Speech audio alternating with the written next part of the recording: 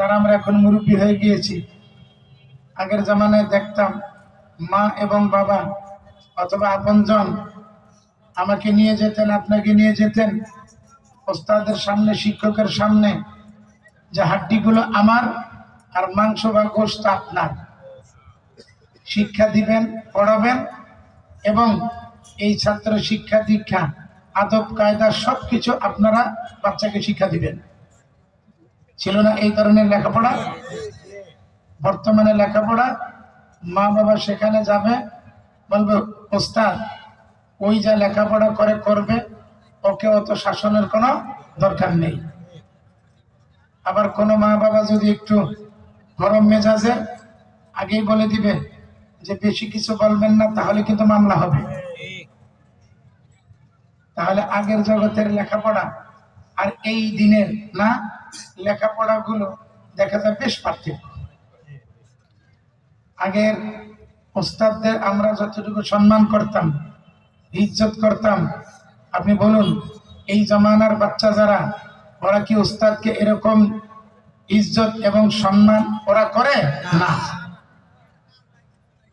আমার এক চাচাতো ভাই আমাদের শরীয়তপুর এলাকায় আমাদের স্কুলের মাস্টার ছিলেন। মানে এত কড়া লেখাপড়ার, ওই স্যার এক রাস্তা দিয়ে যাবেন, কোন একটা বাচ্চা ওই রাস্তা দিয়ে যাবে, এত সাহস। যারা লেখাপড়া করেছে ম্যাট্রিক পরীক্ষা বা যে কোনো পরীক্ষায় যারা দিয়েছে, ওরা কোনোদিন ফেল করেনি। বর্তমানে শিক্ষা এবং মা বাবার এই শিক্ষার প্রতি ততটা গুরুত্ব নেই। পড়বে পড়বে ভালো, না পড়লে কি কাজে দিয়ে দিবে। এবং ওস্তাদের কদর, ওস্তাদের ইজ্জত আগের জামানায় যতটুকু ছিল এখন কিন্তু ওটা নেই। আপনারা সকলেই জানেন, এখানে যারা বসা মুরব্বী, আমরা যখন কোরআন শরীফ পড়েছি ছোটবেলায়, তখন কয়েকজন একসাথে কোরআন শরীফ নিতাম, মেয়েরা এবং ছেলেরা। আমরা যারা ছোট ছোট ছিলাম 8-10 জন কোরআন শরীফ নিবে। এই মা বাবা এরা এই কোরআন শরীফ সবকের জন্য মুড়ি অথবা মোয়া বা মিষ্টি, জিলাপি না অথবা মিষ্টান্ন, মিঠাইয়ের যাও, এগুলো নিয়ে আসতেন, ওস্তাদের সামনে রাখতেন। কোরআন শরীফের সবক শেষ সবাইকে বিতরণ করে দিতেন। ওস্তাদের কদর, ওস্তাদকে ওই জমানায় হয়তো 50 পয়সা নয় 1 টাকা, 10 জনে কত হবে? 10 টাকা। ওই জমানায় 10 টাকার মূল্য ছিল না, অনেক মূল্য ছিল। জমানার মানুষেরা যতটুকু পারত ওস্তাদকে ততটুকু সম্মান করত। আমি আপনার ছেলেকে পড়াই বা আপনি আমার ছেলেকে পড়ান, আমি কি ওস্তাদের কাছে কোনোদিন গিয়েছি যে হুজুর আপনি কি পড়ান, কি শিক্ষা দেন, বা আপনি বা কিভাবে চলেন, আপনার চলার উৎস কি বা কিভাবে চলতেছেন, কোনোদিন খবর নেই। অথচ দরকার ছিল যে আপনি আমার কাছে আসবেন, অথবা আপনার কাছে আমার ছেলে পড়ে, আমি যাব গিয়ে খোঁজ খবর নিব না। আমার ছেলে যার কাছে পড়েন, যে ওস্তাদের কাছে, আমি যদি তার খবর নেই না, অথবা মাঝে মধ্যে তাকে একটু হাদিয়া দেই বা তাকে একটু হেল্প করি, এটা কি শরীয়তের দৃষ্টিতে কোনো নিষেধ? না। আগের জামানায় আপনারা দেখেছেন ওস্তাদ যারা, তাদের কি কদর। নতুন নৌকা না, এটা নদীতে আসবে, জেলে ভাই মাছ ধরবে, মৌলভী সাহেব খবর দাও মিলাদের জন্য না। ওই জামানায় যে মিলাদ, ওই মৌলভী সাহেব যা পারতেন তাই দোয়া করতেন, তাকে সম্মান করা হতো। একজন গ্রামের শিক্ষক অথবা একজন গ্রামের ওস্তাদ, মক্তবের শিক্ষক, তাকে পুরো গ্রামের মানুষের দোয়া সবকিছুতে শরীক রাখতেন। বিবাহের অনুষ্ঠান থেকে নিয়ে না সব অনুষ্ঠানে তাকে দাওয়াত দিতেন। এই যে কতগুলো ইজ্জত সম্মান, বর্তমান যুগে কি সেই ইজ্জত সম্মান গুলো আছে? নেই। আমার ছেলে আপনার কাছে পড়াশোনা করে, আমি কি কোনোদিন আপনার খবর নিয়েছি যে ওস্তাদ আমার ছেলেটাকে কি পড়ান? না। এগুলো কিছু দায় দায়িত্ব আছে আমাদের। অনেক সময় দেখা যায় আমরা ছাত্র পড়াই, মক্তবের অথবা হেফজখানা মাঝে মধ্যে দেখা যায় একটু শাসন বেশি হয়ে যায়। এই শাসন বেশি হলে আপনি খুব গরম না, মোবাইলে ছবি তুলে নিয়ে আসলেন, আপনার বিরুদ্ধে মামলা হবে, কেন এত মারামারি করবেন, এই সেই, হয়তো ভুলে হোক যেভাবে হোক একটু শাসন বেশি হয়ে গেল, সেজন্য আপনি আমাকে এত ধমক, এত রাগারাগি, এত কিছু করবেন। তাহলে শুনেন, হেফজখানার একজন ছাত্র, ছোট্ট বাচ্চা, কোরআন শরীফের হাফেজ, হেফজখানায় পড়ে। তো ওস্তাদ যে একজন শাসন করলেন একদিন, ওই শাসনটা একটু বেশি হয়ে গেল। এখন ওস্তাদ ভয় পাচ্ছেন, যদি এই বাচ্চা বাড়ি থেকে ওর মা বাবার কাছে বলবে তাহলে তো তারা আমাকে অনেক খারাপ বলবে। ওস্তাদ মনে মনে একটু ভয় পাচ্ছে। 2-3 দিন পর এই ছেলে বলতেছে, হুজুর আমাকে ছুটি দেন, আমি বাড়ি যাব। তো ওস্তাদ ছুটি দিলেন। ছেলে বাড়ি যাওয়ার পর মা বাবা জিজ্ঞেস করে, তোর কি হয়েছে? বলে, না মা, আমার কিছু হয়নি, এভাবে আমি অসুস্থ। তারা ঔষধ দিলেন। ঔষধ খাওয়ার পর 7 দিন পর বলতেছে, মা আমাকে হেফজখানায় পাঠান, আমি সেখানে যাব। যখন হেফজখানায় আসছে, আসার পর ওস্তাদ ভয়ে ভয়ে কি যেন না বলেছে জানি না, জিজ্ঞেস করে, তুমি তোমার মা বাবার কাছে কি বলেছে? বলে, হযরত আমি তো কিছু বলিনি, কারণ আপনি আমার হুজুর, আপনি আমার ওস্তাদ, আপনার মারার অধিকার আছে, শাসনের অধিকার আপনার আছে।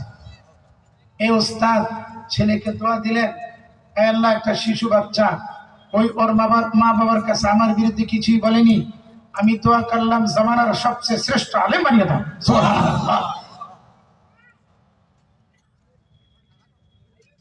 এই ওস্তাদের দিলে এই বাচ্চার জন্য দোয়া আসবে কিনা? দোয়া আসবে। আপনার ছেলে আমি পড়াই অথবা আপনি আমার ছেলে পড়ান না, আপনার খোঁজ খবর আমার নিতে হবে, আপনি কিভাবে চলেন। আমি বিরাট ধনী, আমার ছেলের ওস্তাদকে যদি আমি একটু হেল্প করি, যে কোনো বিষয় হোক, রমজান মাস আসলো অথবা ঈদের তেহওয়ার গুলোতে আমি আমার বাচ্চার ওস্তাদ যে তাকে যে একটু হেল্প করি, এটা কি শরীয়তের দৃষ্টিতে নাজায়েজ? বা আমি তাকে বলেছি যে আপনি আমাকে টাকা দেন না। এগুলো করলে একজন গরিব ওস্তাদ না, তার দিল ঠান্ডা হবে, তার একটু হেল্প হবে, দোয়া করবে, যার কারণে আল্লাহ পাক এই বাচ্চাটাকে জামানার শ্রেষ্ঠ আলেম হিসাবে কি করবে? আল্লাহ পাক কবুল করবে। আমার ভাইরা, সেজন্য বলতেছি যে আমরা ছেলেদেরকে পড়াশোনা করাই। মক্তবের ছোট ছোট ছেলেরা, ওদেরকে শিক্ষা দিতে যে কত কষ্ট। সন্দীপের হুজুর রহমাতুল্লাহ আলাই, মাদানীনগর মাদ্রাসার প্রতিষ্ঠাতা, হযরত একটা উদাহরণ দিতেন যে মক্তবের শিশু যারা, হেফজখানার বাচ্চা, ওদেরকে লালন পালন করতে কত কষ্ট। শোনো, ব্যাঙের পোনা আছে না, ব্যাঙের ছোট ছোট পোনা, যদি আপনাকে বলি 1 কেজি পোনা পালায় মাপে আমাকে দিবে, আপনি পারবেন? পোনাগুলো দিবেন, পাল্লায় রাখবেন, সব চলে যাবে, থাকবে না।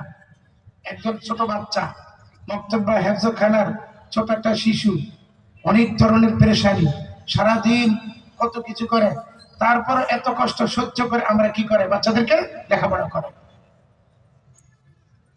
1 সপ্তাহ ছুটি হলো, মা বাবা বলতেছেন ফোন দিয়ে, হুজুর 1 সপ্তাহ ছুটি কেন দিলেন? কেন ছুটি দিব না? 1 সপ্তাহ ছুটি দিলেন, ওর জ্বালা, ওর যন্ত্রণায় ঘরে থাকতে পারতেছি না। আপনি 1 সপ্তাহ ওর জ্বালা যন্ত্রণা সহ্য করতে পারেন না, আর আমরা বছরকে বছর ওর কষ্ট কি করতেছি? সহ্য করতেছি। সেজন্য বলতে চাই, আমার ভাইয়েরা, আমার যে সমস্ত মুরব্বী, আমার সমবয়সী, যারাই আপনাদের ছেলেরা আমাদের কাছে পড়ে অথবা আমার ছেলে আপনার কাছে পড়াশোনা করে, উভয়ের খবর নিব না। ভালোবাসা, ওস্তাদের কদর, ওস্তাদের ইজ্জত যখন হবে না, তখন দেখবেন অটোমেটিক আল্লাহ পাক আপনার ছেলেকে কবুল করবে, তার উন্নতি হবে, যার ফলে জামানার শ্রেষ্ঠ আলেম হবে। সুবহানাল্লাহ। আরেকটা গুরুত্বপূর্ণ কথা বলি, যখনই আলেম ওলামাদেরকে সামনে আমরা যাব, তখন ওই আলেম সাহেবের কাছ থেকে আমরা দোয়া নিব। ক্বালা রাসূলুল্লাহ সাল্লাল্লাহু আলাইহি ওয়াসাল্লাম, নবীজি বলেন, শোনো, ইন্নাল উলামা ওয়ারাসাতুল আম্বিয়া ওয়া ইন্নাল আম্বিয়া লাম ইউরিসু দিনারাও ওয়ালা দিরহামা ওয়া ইন্নামা ওয়ারাসাল ইলম ফামান আখাযাহু আখাযা বিহাযযি ওয়াফির আও কামা ক্বালা আলাইহিস সালাতু ওয়াস সালাম। আল্লাহর হাবিব বলেন, শোনো, নিশ্চয়ই উলামায়ে কিরাম এরা নবী রাসূল পয়গম্বরদের ওয়ারিস না। বাবা মারা গেলে যারা ওয়ারিস হয় তারা টাকা পয়সার অধিকারী। আল্লাহর হাবিব বলেন, ওয়া ইন্নাল আম্বিয়া লাম ইউরিসু দিনারাও ওয়ালা দিরহামা। নবী রাসূল পয়গম্বর তারা টাকা পয়সা দুনিয়া রেখে যাননি। ওয়া ইন্নামা ওয়ারাসাল ইলম, তারা রেখে দিয়েছেন দুনিয়ায় কি? ইলম, আমল। ফামান আখাযাহু আখাযা বিহাযযি ওয়াফির, যে ব্যক্তি ইলমে দ্বীন গ্রহণ করলো তার জীবনটা ধন্য। সুবহানাল্লাহ। আমার আটিবাজার এলাকার যুবক ভাইরা, আমি তোমাদেরকে বলতে চাই, যুবক তুমি শোনো, আল্লাহ ওয়ালা যারা তাদের মাহফিলে আসো। যুবক বলবে, হুজুর আপনার কথা মাইকে বহুদূর থেকে শোনা যায়। আমি বলবো, যুবক তুমি শোনো, ও যুবক তুমি শোনো, আমি তোমাকে বলতে চাই, মুরগি যখন ডিমে তা দেয়, মুরগির পাখার নিচে যেই ডিম থাকে সেই ডিম থেকে বাচ্চা বের হয়। মুরগির পাখার বাহিরে যেই ডিম থাকে সেই ডিম থেকে বাচ্চা বের হয় না। আমার আটিবাজার এলাকার যুবক ভাইরা, আল্লাহ ওয়ালা যারা তাদের মাহফিলে আসো, কিছু কথা তাদের তুমি শোনো, কিছু কথা আমল করো। আজকে আয়েশা সিদ্দিকা মহিলা মাদ্রাসার জলসা, এই জলসা যদি কবুল হয়ে যায় তোমার জীবন হবে ধন্য। সুবহানাল্লাহ। আমি বলতে চাই, এ যুবক তুমি কি জানো আগামীকাল এই সময় তুমি কবরের বাসিন্দা? তুমি কি জানো পদ্মা নদী, মেঘনা নদী গভীর তলদেশে তুমি পড়ে যাবে, তুমি মারা যাবে, তাও তুমি জানো না। তুমি কি জানো আগামীকাল আগুনে পুড়ে অথবা পানিতে পড়ে তুমি মারা যাবে, তাও তুমি জানো না। তুমি কি জানো আগামীকাল কোন ইমাম সাহেবের, কোন আলেম সাহেবের জানাজা হবে, তাও তুমি জানো না। তুমি কি জানো আগামীকাল কোন দোকানের কাপড় দিয়ে তোমাকে কাফন করানো হবে, তাও তুমি জানো না। তুমি কি জানো লকডাউনের সময় তোমার মৃত্যু হয়ে যেতে পারতো, তুমি দুনিয়ায় বেঁচে আছো। ওই সময় তোমার যদি মৃত্যু হতো, হয়তো 8 জন 10 জনের জানাজা তোমার নসিবে। ও বন্ধু তোমাকে বলি, আল্লাহ ওয়ালা যারা তাদের মাহফিলে আসো, আজকের এই মাহফিল যদি কবুল হয়ে যায়, এ যুবক তোমাকে বলি তোমার জীবনটা ধন্য হবে। সুবহানাল্লাহ। আমার এলাকার মা বোনেরা, আমি আপনাদেরকে বলতে চাই, মা আপনি চাহেন আমাদের বসেন, পশ্চিম দিকে বসেন, ওলামায়ে কেরাম যারা তাদের কথা আপনি শোনেন। ও মা, আপনার যখন বিয়ে শাদী হয়েছিল কতজনে মিষ্টি মুখ, আবার কতজনে তালের পাখা দিয়ে বাতাস, আবার কতজনে আপনাকে ইজ্জত করত। আপনি এখন বৃদ্ধা হয়ে গিয়েছেন, সংসারে আপনার কোনো দাম নাই, আপনার কোনো কিমত নাই। ও মা, যায় নামাজে বসেন, পশ্চিম দিকে বসে যান, ওলামায়ে কেরাম যারা তাদের কিছু কথা শোনেন। আজকে যদি এই মহিলা মাদ্রাসার জলসা যদি কবুল হয়ে যায়, হয়তো হাসরের দিন বলবেন, আমার আল্লাহ বলবেন, আটিবাজার এলাকার মহিলারা যাও যাও, আমি আল্লাহ মাহফিল কবুল করেছি, তোমাদের সকলকে জান্নাত দিয়ে দিলাম। সুবহানাল্লাহ। তাহলে আমরা এই মাহফিলে যারা আসলাম, এই মাহফিলে যারা বয়ান শোনার জন্য আসলাম, আমাদের কি লোকসান হয়েছে? আমাদের লোকসান হয়েছে? না না না, লোকসান হয়নি। আল্লাহ আমাদের সকলকে আপনি কবুল করুন। আমাদের আব্বা আম্মা আত্মীয় স্বজন সকলকে মাফ করুন। এলাকার নওজোয়ান এবং এলাকার মুরব্বী সমবয়সী যারা এখানে এসেছেন, আল্লাহ সবকে কবুল ফরমা। আমাদের উস্তাদ, আমাদের শেখ মাশায়েখ এবং আমাদের বড় যারা দুনিয়া থেকে চলে গিয়েছেন, আল্লাহ তাদেরকে ক্ষমা করুন। যারা দুনিয়ায় আছেন মা বাবা, তাদের দীর্ঘ ছায়া আমাদের মাথার উপরে রেখে দিন। সকলে বলি আমিন। আমার ভাইয়েরা, আমরা এখানে এসেছি কোরআনে কারীমের ব্যাখ্যা শোনার জন্য, কোরআন শরীফের আলোচনা শোনার জন্য। আমি যেই সূরা আপনাদের সামনে তেলাওয়াত করেছি, সূরার নাম সূরা লুকমান। যখনই বললাম লুকমান, তখনই আমি বুঝতে পারলাম লোকমান এক ব্যক্তির নাম হবে, উনি একজন মানুষ। হযরত লোকমান তাফসীরে মারিফুল কোরআনের ভাষায় হযরত মুফতি সাহেব লিখতেছেন, তিনি কোন নবী রাসূল পয়গম্বর ছিলেন না, তিনি ছিলেন আল্লাহর একজন বড় ওলি। সুবহানাল্লাহ, যুগ শ্রেষ্ঠ একজন কি ছিলেন? ওলি ছিলেন। হযরত লোকমান এত বড় ব্যক্তি, কিন্তু দেখতে যেন লোকমানকে ছোট্ট না, একেবারে ছোট মানুষ। আর তার ঠোঁটগুলো ছিল ফাটা এবং পায়ের গোড়ালি ওগুলো ছিল ফাটা, দেখতে কালো, তত সুন্দর দেখা যাবে না। তিনি ছিলেন কানা নাজ্জারান, লোকমান ছিলেন একজন কাঠমিস্ত্রি। কিন্তু আল্লাহ পাকের এত ইবাদত করেছেন, আল্লাহর এত ইবাদত করেছেন, যার কারণে আল্লাহ পাক খুশি হয়ে তার নামে একটা সূরা লিখে দিয়েছেন, সূরা লুকমান। সুবহানাল্লাহ। আমার ভাইরা, খুব খেয়াল করতে হবে, হযরত লোকমান কত বড় ব্যক্তি। আল্লাহ পাক কোরআন শরীফে লোকমান তার ছেলেকে কি কি নসিহত করেছিলেন সেগুলো আল্লাহ পাক আমাদের সামনে রেখে দিয়েছে। মাদ্রাসার লাইনে ছোট্ট একটি কিতাব, ফার্সি কি পেহলি, ওই কিতাবের ভিতরে হযরত লোকমানের প্রায় 100 নসিহত ওটার ভিতরে লেখা হয়। আপনি সেখানে বাংলায় তর্জমা হয়েছে, দেখলে দেখতে পারেন। আর আল্লাহ পাক কোরআন শরীফে হযরত লোকমানের কিছু নসিহত উল্লেখ করেন। যেমন আল্লাহ বলেন, ওয়াইদ ক্বালা লুকমানু লিবনিহি ইয়া বুনাইয়া লা তুশরিক বিল্লাহ। হযরত লোকমান যখন তার ছেলেকে বলেছিলেন, হে আমার ছেলে, খবরদার আল্লাহর সাথে কাউকে শরীক করবে না, আল্লাহর সাথে কাউকে শরীক করা যাবে না। ইন্না শিরকা লাযুলমুন আযীম, নিশ্চয়ই শরীক করা এটা জঘন্যতম অপরাধ।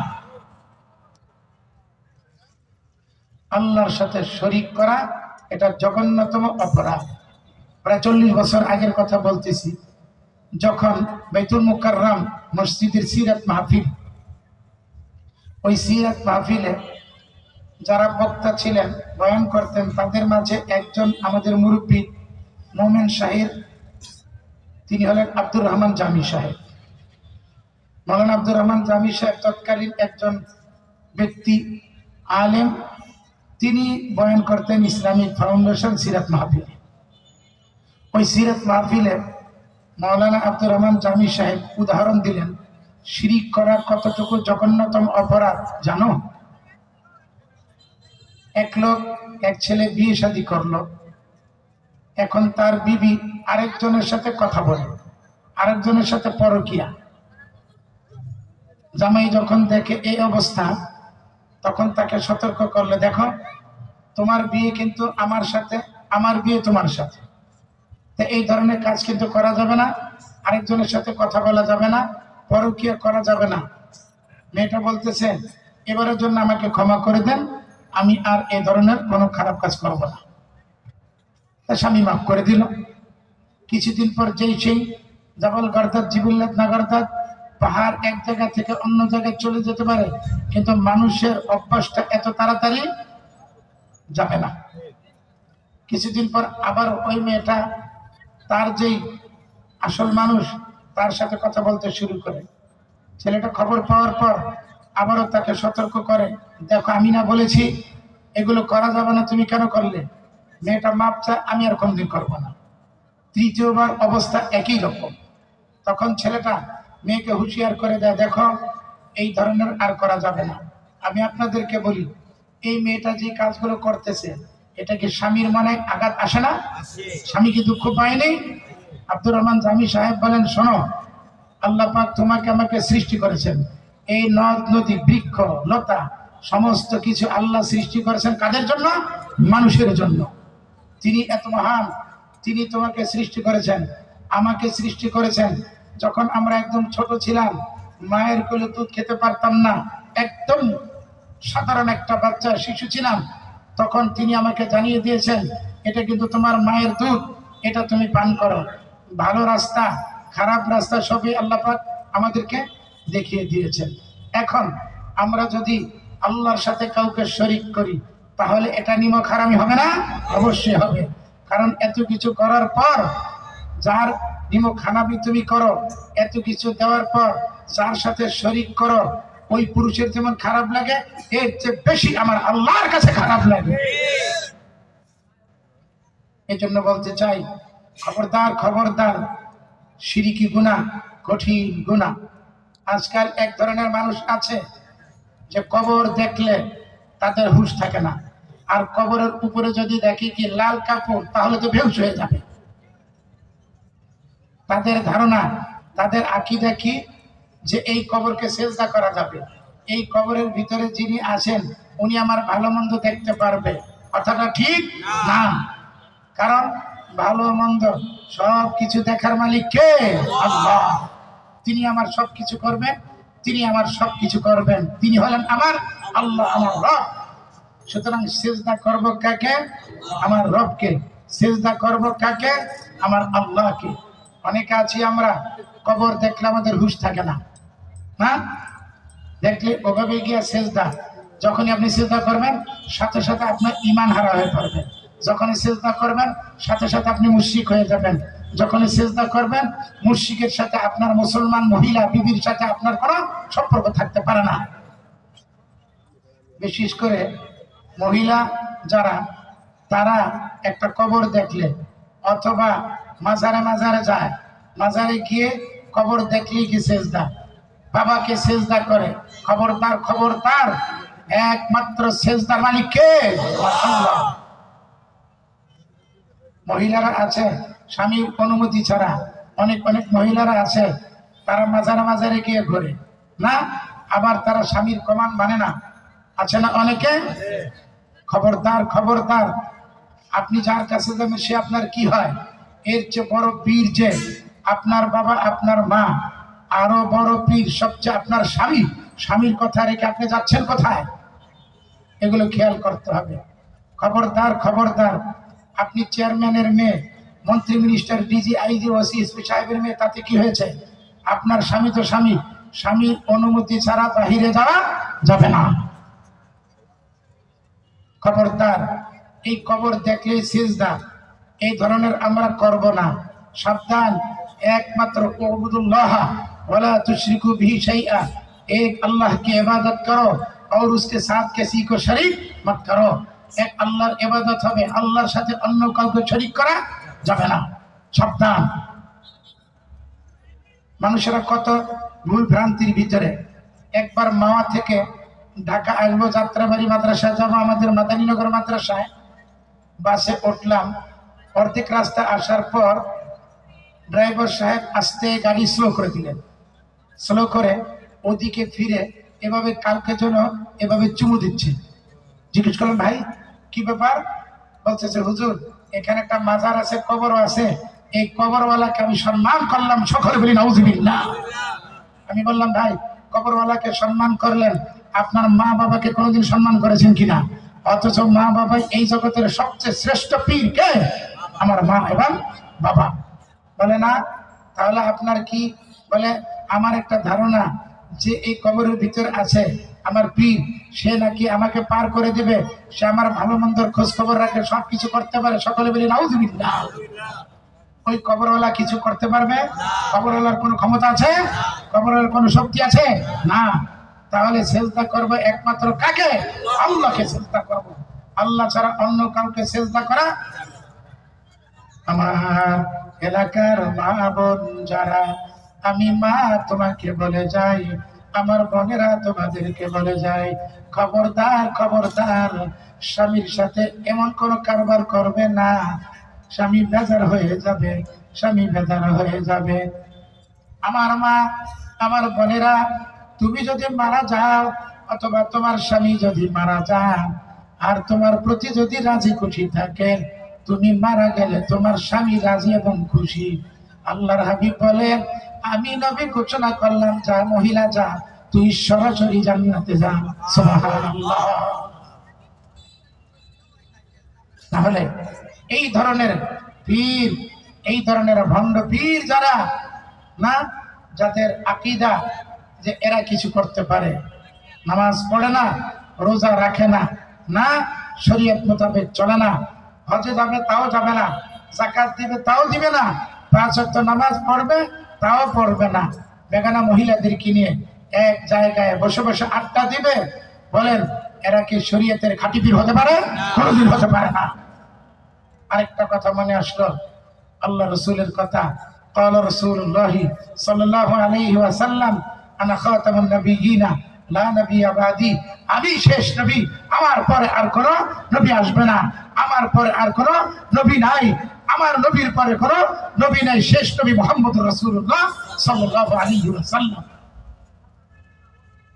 তাহলে কাদিয়ানীরা যে কথা বলে যে গোলাম মোহাম্মদ কাদিয়ানী সে নবী, এটা কি ভুল এবং গলত, এটা অন্যায় কিনা আপনি বলুন? শেষ নবী কে? আপনার নবী, আমার নবী, আখিরি জামানার পয়গম্বর মুহাম্মদ আরবি সাল্লাল্লাহু আলাইহি ওয়াসাল্লাম। সাবধান সরকার মহোদয়ের কাছে আমরা এখনো বলি, ইতিপূর্বে বলেছিলাম, এবং আমাদের মাননীয় ডক্টর ইউনূস সাহেবের কাছে আমরা বলতে চাই, স্যার আপনি অতি তাড়াতাড়ি বিলম্ব না করে রাষ্ট্রীয়ভাবে এদেরকে আপনি ঘোষণা দিন, কাদিয়ানীরা কাফের, কাদিয়ানীরা কাফের, কাদিয়ানীরা কাফের। আপনি সে পাকিস্তান যান, সৌদি আরব যান, পৃথিবীর বিভিন্ন রাষ্ট্রে ঘোষণা হয়েছে না, কিন্তু আমাদের সরকার বা আমরা তো এখনো পারতেছি না যে কাদিয়ানীরা রাষ্ট্রীয়ভাবে কাফের। কেন পারতেছি না?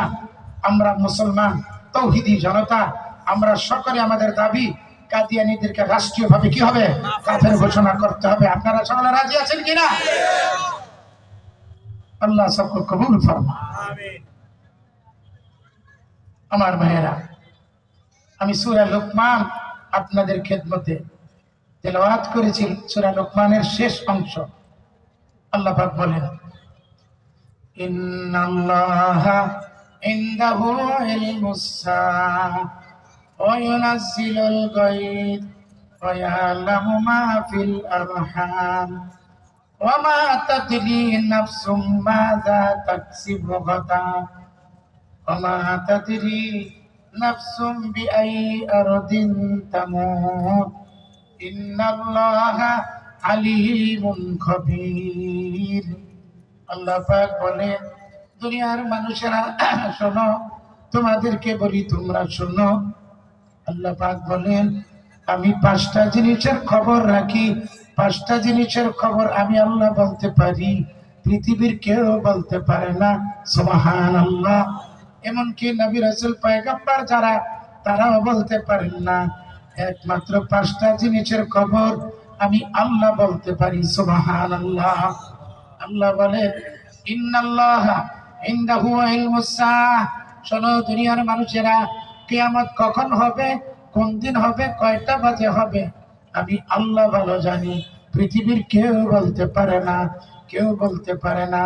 ওয়া ইউনাজ্জিলুল গায়ব, বৃষ্টি কখন হবে, আমি আল্লাহ ছাড়া কেউ বলতে পারে না। রেডিও, পত্র পত্রিকা, টেলিভিশনের মাধ্যমে খবর প্রচার করা হয়, আগামীকাল সকাল 10টায় বৃষ্টি অথবা বজ্রসহ বৃষ্টি হওয়ার সম্ভাবনা আছে। একিনের সাথে আমার আল্লাহ ছাড়া কেউ বলতে পারে না। সুবহানাল্লাহ। আমার ভাইরা, ওয়া ইয়ালামু মা ফিল আরহাম, আমার আল্লাহ বলেন, শোনো জগতের মানুষেরা, মায়ের গর্ভে কি হবে, ছেলে হবে না মেয়ে হবে, আল্লাহওয়ালা হাফেজে কোরআন হবে না ওয়ালি হবে, কি হবে না হবে, আমি আল্লাহ ভালো জানি। তোমাদের মধ্যে কেউ পৃথিবীতে বলতে পারে না। বলতে পারেন হুজুর, ডাক্তার যারা মেশিনের মাধ্যমে তারাও বলতে পারেন ছেলে হবে না মেয়ে হবে। আমি বলতে পারি ডাক্তার মেশিনের সাহায্যে বলে, আমার আল্লাহর কোনো মেশিনের প্রয়োজন হয় না, আমার আল্লাহ সরাসরি বলতে পারেন। সুবহানাল্লাহ। আল্লাহ বলেন, শোনো আমার আল্লাহ বলেন, ওয়া মা তাদরি নাফসুম মাযা তাকসিবু গাদা, কোন মানুষ জানে না আগামীকাল কি কামাই করবে। ওয়া মা তাদরি নাফসুম বিআইয়ি আরদিন তামুত, কোন নফস, কোন মানুষ জানে না তার মৃত্যু কোথায় হবে।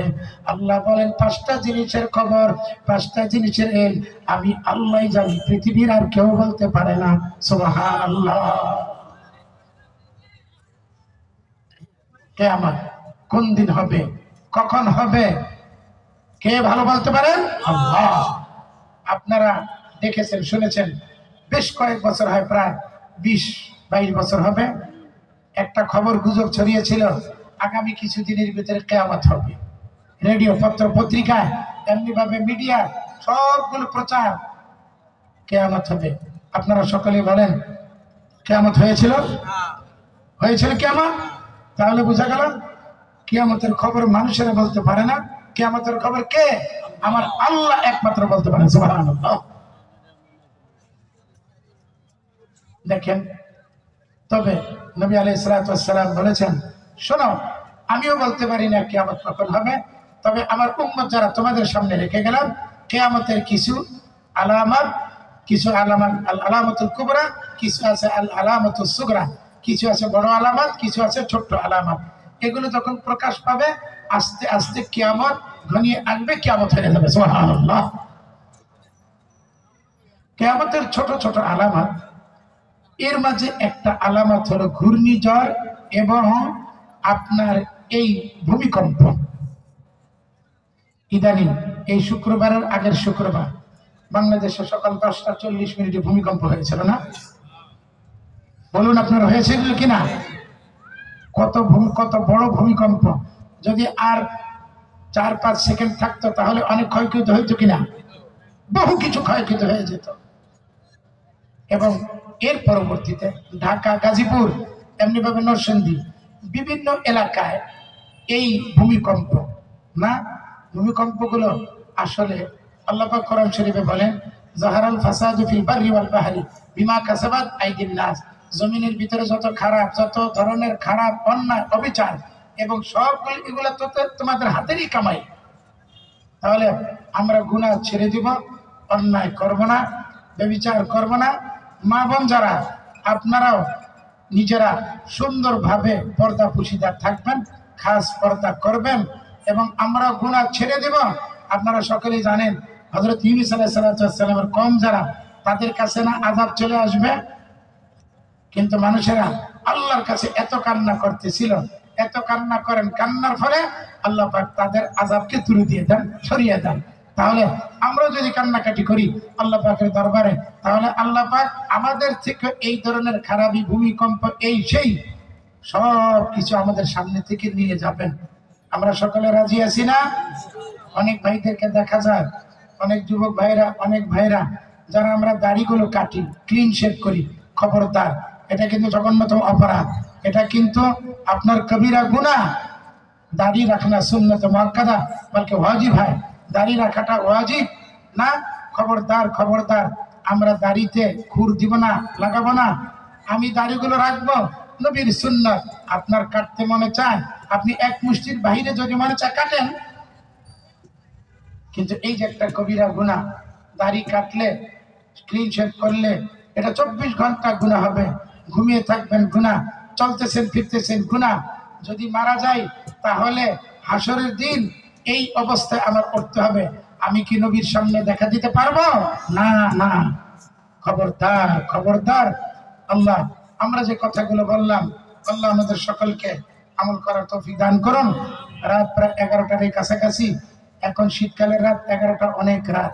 সন্দীপের পিসা হুজুর, এমনি ভাবে চরমানার মরহুম হুজুর না, তাদের অত্যন্ত সুন্দর একটা গুণ ছিল যে তারা 10টার পরে কথা বলতেন না।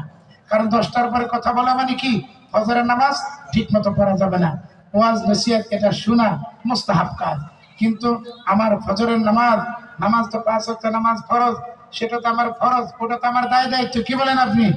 এখন যদি আমি অনেক রাত পর্যন্ত বয়ান শুনি, বয়ান করি, তাহলে ফজরের সময় উঠতে পারবো না। এই হাজারো ওয়াজ কেন, লক্ষ ওয়াজ যদি একদিকে রাখা হয়, আর একদিনের ফজরের নামাজের সমান কোনোদিন হবে না, কোনোদিন হতে পারেও না। যাই হোক, আল্লাহ পাক আমাদের সকলকে যতটুকু কথা বললাম, আল্লাহ আমাদেরকে আমল করার তৌফিক দান করুন।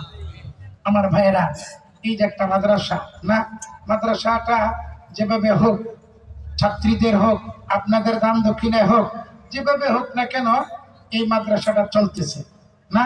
অনেক মেয়েরা আছে একেবারে গরিব না, অনেক শিশু মেয়েরা আছে অনেক গরিব, টাকা পয়সা দিয়ে লেখাপড়া করবে পারতেছে না না।